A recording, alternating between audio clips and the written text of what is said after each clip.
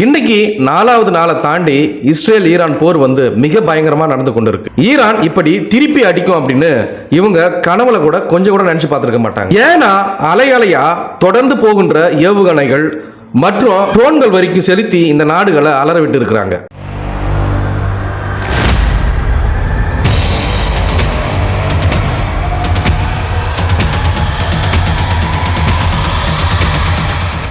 இதை மற்ற நாடுகளும் சமாளிக்க முடியாம திணறி கொண்டு இருக்கிறாங்க. ஈரான் பாத்தீங்கன்னா இழப்பதற்கு என்கிட்ட எதுவுமே இல்லைங்க அப்படின்னு சொல்கின்ற மாதிரி பயங்கர தாக்குதலை தொடர்ந்து நடத்திக்கிட்டே இருக்கிறாங்க. இந்த போர்ல ஈரான் மீது அமெரிக்கா போர் தொடுப்பதால ஒரு நாளைக்கு அமெரிக்காவுக்கு எவ்வளவு செலவாகும் தெரியுமா? ஒரு நாளைக்கு அமெரிக்காவிற்கு பல மில்லியன் டாலர்கள் செலவாகி கொண்டு இருக்கிறது. இதே போல ஈரானால அமெரிக்காவுடைய பல்வேறு தளவாளங்கள் அழிக்கப்பட்டு இருக்கு. இப்படி இது எல்லாவற்றையும் பற்றி தான் முழுக்க இந்த காணொலியில விரிவா பார்க்க போறோம். வாங்க.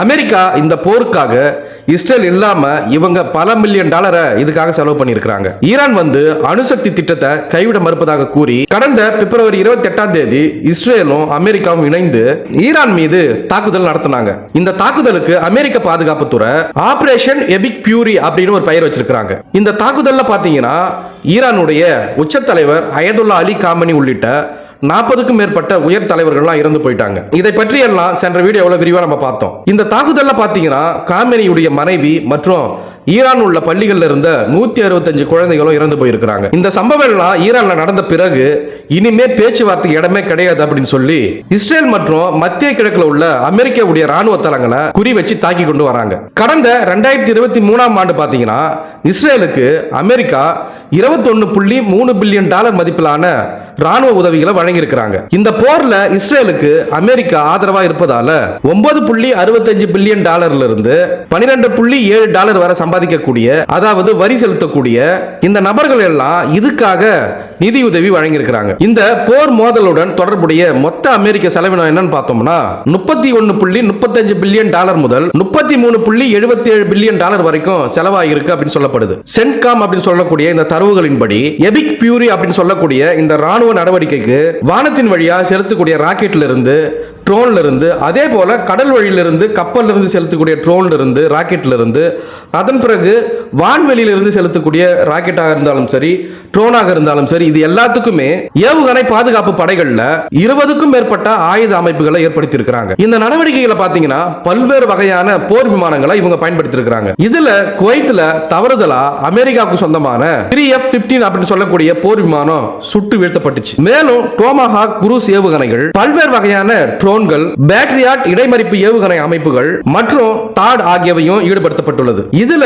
முக்கியமான விஷயம் என்னன்னா எபிக் பியூரி அப்படின்னு சொல்லக்கூடிய ராணுவ நடவடிக்கையின் முதல் 24 மணி நேரத்தில் பாத்தீங்கன்னா அமெரிக்கா சுமார் 779 மில்லியன் டாலர் செலவு பண்ணிருக்காங்க. இது 2026 அமெரிக்க பாதுகாப்பு பட்ஜெட்ல 0.1% ஆகும். இதுல 2 பெரிய போர்க்கப்பல்களை இயக்குவதற்கான செலவு மட்டும் ஒரு நாளைக்கு 15 மில்லியன் டாலர் என கணக்கிடப்பட்டுள்ளது. மேலும் விமானங்களை மறுநிலைப்படுத்துதல் அப்படின்னா அதை டெய்லியும் அதை பராமரிக்கிறதுக்கு உண்டான செலவு, 10க்கும் அதிகமான கடற்படை கப்பல்களை நிறுத்துதல் மற்றும் பிராந்திய சொத்துக்களை அணி திரட்டுதல் உள்ளிட்ட தாக்குதலுக்கு முந்தைய ராணுவ கட்டமைப்புக்கு கூடுதலா 630 மில்லியன் டாலர் செலவாயிருக்கு அப்படின்னு மதிப்பிடப்பட்டுள்ளது. அதே போல அமெரிக்கா ஈரானுக்குள்ள அனுப்பின 1000க்கும் மேற்பட்ட ட்ரோன்கள் இருந்து ராக்கெட் வரைக்கும் அனைத்தையும் அழிச்சிருக்கிறாங்க. இதனால தாக்குதல் இன்னும் தீவிரமடையும் போது அமெரிக்காவிற்கு செலவினங்களும் இன்னும் அதிகமாகும் அப்படின்ட்டு சொல்லப்படுது. இஸ்ரேல் ஈரான் இடையேயான போர் தீவிர நிலையை எட்டியிருக்கு. ஈரான் இப்படி திருப்பி அடிப்பாங்கன்னு அமெரிக்கா உட்பட யாருமே எதிர்பார்க்கல. அலையாலையாய் தாக்குற ஈரானோட ஏவுகணைகளையும்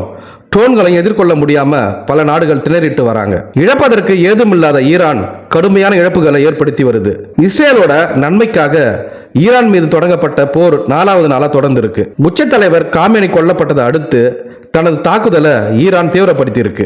ஆபரேஷன் ட்ரூ பிராமிஸ் 4ஓட 11th வேவ்ல இதுவரை 700க்கும் மேற்பட்ட ட்ரோன்கள் மற்றும் 100க்கும் மேற்பட்ட ஏவுகணைகளை வீசி தாக்குதல் நடத்தப்பட்டிருக்கு. இஸ்ரேல், சவுதி, ஈராக் உள்ளிட்ட 15 நாடுகள்ல இருக்கிற அமெரிக்க ராணுவ தளங்கள் அதி முக்கியத்துவம் வாய்ந்த இலக்குகளை குறி வச்சு தாக்குதல் நடத்தப்பட்டிருக்கு. இஸ்ரேல் பிரதமர் அலுவலகத்திலும் தாக்குதல் நடத்தப்பட்டு விமானப்படை தளபதியும் கொல்லப்பட்டிருக்கிறார். ஈரான் சிறப்பாக திட்டமிட்டு தாக்குதல் நடத்தி மத்திய கிழக்கில் உள்ள அமெரிக்க கட்டமைப்பையே அணுவா சிதைச்சு வர்றதா சர்வதேச போர் நிபுணர்கள் சொல்றாங்க.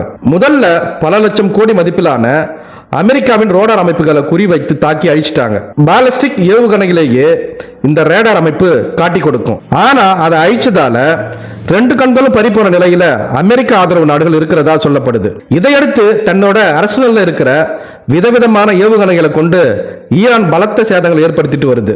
இதை தாக்கு பிடிக்க முடியாம அமெரிக்கா மற்றும் இஸ்ரேலின் நவீன வான் பாதுகாப்பு அமைப்புகள் எல்லாம் திணறிட்டு வருது. எதிரி நாடுகள் மீது குண்டு போடுற நவீன விமானப்படை ஈரான் கிட்ட இல்லை என்றாலும் தன்னோட நாட்டிலிருந்தே பல நாடுகளை தாக்குதல் நடத்தும் கட்டமைப்பை அது வலுப்படுத்தி இருக்கு. ஏவுகணை ட்ரோன் டெக்னாலஜில அந்த நாடு முன்னிலையில இருக்கு. ஈரான் ஏவுகணைகளை எதிர்மறுத்து தாக்கும் இன்டர்செப்டார் மிசைல்ஸோட ஸ்டாக் வந்து அமெரிக்கா மற்றும் அதன் நட்பு நாடுகள்ல வேகமா தீர்ந்துகிட்டே வருதான். இனி வரும் நாட்கள்ல அடி மிக பலமா விழும் அப்படின்னு சொல்லப்படுது. ஈரான் அடி பணிஞ்சு போயிடும், போர் சீக்கிரமா முடிஞ்சிடும்னு எதிர்பார்க்கப்பட்ட நிலையில் தான் இன்னும் 4 முதல் 5 வாரங்கள் நீடிக்கும்னு ட்ரம்ப் சொல்லியிருக்கிறாரு. அதே போல நீண்ட போர்ல நீடிக்கிற வலிமையும் வரலாறும் ஈரான் கிட்ட இருக்கு. 1980களில் அமெரிக்க ஆதரவோடு ஈரான் மீது ஈராக் படையெடுத்துச்சு. இந்த போரை 8 ஆண்டுகளா நடத்தி 1 இன்ச் நிலத்தை கூட ஈரான் விட்டு கொடுக்கவே இல்லை. அந்த பாரம்பரியம் இருக்கிறதால ஈரான் மரண அடி அடிக்க போறது உறுதின்னு சர்வதேச நிபுணர்கள் சொல்லிட்டு வராங்க. அதே போல இந்த போர்ல 80% அமெரிக்காவுக்கு உடன்பாடு இல்லைன்னு சர்வே ஒன்று வெளியாகி இருக்கு. இஸ்ரேலுக்காக நம்ம வீரர்கள் எதுக்காக போராடணும், சாகணும் அப்படிங்கிறது தான் அமெரிக்காவோட மனநிலையா இப்போ இருக்கு. இதுல ஈரான் வந்து இந்த போர்ல தங்களுடைய உச்சபட்ச தலைவரையும் ராணுவ படை அதிகாரிகளையும் மற்றும் பொதுமக்கள் குழந்தைகளை இழந்ததற்கு ஆவேசமா வெகுண்டெழுந்து ஆக்ரோஷமா பல ஏவுகணைகளை இஸ்ரேலை நோக்கி அலை அலையாக அனுப்பி கொண்டே இருக்கிறாங்க. அதே போல ட்ரோன்களையும் அனுப்பி கொண்டே இருக்கிறாங்க. இப்படி இந்த ஈரான் நாடு தங்களுடைய கோபத்தை வெளிக்காட்டும் விதமா அமீரகம், கத்தார், ஓமன் உள்ளிட்ட வளைகுடா நாடுகளில் உள்ள அமெரிக்க படைத்தளங்களை குறிவச்சு நீண்ட தூரம் போய் அடிக்கக்கூடிய ஏவுகணைகளை ட்ரோன்களை வீசி வராங்க. இன்னைக்கு 4வது நாளாக எந்த ஒரு பின்னடைவும் இன்றி தொடர்ந்து நடந்து கொண்டே இருக்கு. அதே போல இந்த இரு தரப்பும் அமெரிக்காவும் இஸ்ரேலும் நவீன ஆயுதங்களுடன் இந்த நாடுகளை தாக்குறதும் தொடர்ந்து நடந்து கொண்டுதான் இருக்கு. இந்த இரு நாடுகளும் நடத்திய தாக்குதல்ல ஈரான்ல தெஹ்ரான் உள்ளிட்ட பல்வேறு இடங்களை பயங்கரமா சேதப்படுத்தி இருக்காங்க. இந்த போர்ல பாத்தீங்கன்னா பல்வேறு விதமான பயங்கரமான தாக்குதல்லாம் நடந்துச்சு. இதுல பள்ளி மாணவிகள் 150 பேர், இவர்களுடன் சேர்ந்து ஏறக்குறைய 700 பேருக்கு மேல ஈரான்ல இறந்து போயிருக்காங்க. இந்த சம்பவத்தால மத்திய கிழக்கு பகுதியில மிகப்பெரிய பதற்றம் காணப்படுது. பல்வேறு நாடுகளும் தங்களுடைய குடிமக்களை பாதுகாப்பா இருங்க அப்படின்னு வலியுறுத்தி வராங்க. ஆனாலும் கத்தார், சவுதி அரேபியா மற்றும் ஐக்கிய அரபு அமீரக நாடுகளின் வான்வெளிகள் மூடப்பட்டு விட்டன. இது சம்பந்தமா கத்தாருடைய வெளியுறவு அமைச்சகம் என்ன சொல்லியிருக்காங்கன்னா, கத்தார்ல மட்டும் 8000 பயணிகள் சிக்கி தவிச்சு வராங்க. மத்திய கிழக்கின் சவுதி அரேபியா மற்றும் ஐக்கிய அரபு அமீரக நாடுகள்ல 20,000க்கும் மேற்பட்ட பயணிகள் சிக்கி தவிக்கிறாங்க. இதுல அமத் அப்படின்னு சொல்லக்கூடிய சர்வதேச விமான நிலையம் மீது நடக்க இருந்த தாக்குதல் முறியடிக்கப்பட்டு இருக்கு. அமெரிக்க ராணுவ தளங்கள் மற்றும் இஸ்ரேலின் பிற தளங்கள் மீது நடக்க இருந்த தாக்குதலும் முறியடிக்கப்பட்டிருக்கு. இதுல வரக்கூடிய அச்சுறுத்தலை எதிர்கொள்ள எங்க கிட்ட போதிய இடைமறிப்பு ஏவுகணைகளும் எங்கிட்ட நிறைய இருக்கு அப்படின்ட்டு அந்த நாட்டினுடைய வெளியுறவு அமைச்சகம் செய்தி தொடர்பாளர் சொல்லி இருக்காங்க. இந்த தாக்குதலை தொடர்ந்து இஸ்ரேல் மீதும் மத்திய கிழக்குல அமெரிக்க படைத்தளங்கள் அமைந்துள்ள நாடுகள் மீதும் ஈரான் பயங்கரமான தாக்குதலை நடத்தி வராங்க. அதே நேரத்தில் ஈரான் மீது இஸ்ரேல் தொடர்ந்து தாக்குதலை நடத்தி வருது. இந்த மோதலால மத்திய கிழக்குல பதற்றமான சூழல் நிலவி வருது. அமெரிக்கா இஸ்ரேல் நடத்திய வான்வழி தாக்குதல்ல 787 பேர் உயிரிழந்ததாக ஈரான் செஞ்சுரவி சங்கம் தெரிவிச்சிருக்காங்க. இதுல முன்தினம் இரவுல இருந்து நேற்று அதிகாலை வரைக்கும் குண்டுவெடிப்பு நடந்த வண்ணம் இருந்து கொண்டிருக்கு. டெஹ்ரானுக்கு 800 கிலோமீட்டர் தொலைவில் உள்ள கெர்மான்ல ஈரான் விமான தளம் உள்ளது. அங்கு ராணுவ ஹெலிகாப்டர்களை நிறுத்தி வைப்பது வழக்கம். அந்த தளம் மீது நடத்தப்பட்ட குண்டு வீச்சில் 13 ஈரான் ராணுவ வீரர்கள் பலியானதாக ஒரு செய்தி நிறுவனம் தெரிவிச்சிருக்காங்க. டெஹ்ரான்ல ஒரு ஒலிபரப்பு நிலையம் மீது 2 குண்டுகள் வீசப்பட்டதாக ஈரான் அரசு டிவி தெரிவிச்சிருக்காங்க. ஆனா நல்ல வேளையாக யாருக்கும் காயம் இல்ல. இதற்கிடையே தான் ஈரான் ஆதரவு பெற்ற ஹிஸ்புல்லா இயக்கத்தினர் இயங்கி வரும் லெபனான் மீது இஸ்ரேல் படைகள் நேற்று தாக்குதலை தீவிரப்படுத்தினாங்க. ஹிஸ்புல்லா இயக்கத்தினர் ஏவுகணைகளை வீசியதற்கு பதிலடியாக இத்தாக்குதல் நடத்தப்பட்டுச்சு. தலைநகர் பெய்ரூட்டின் தென்பகுதியில்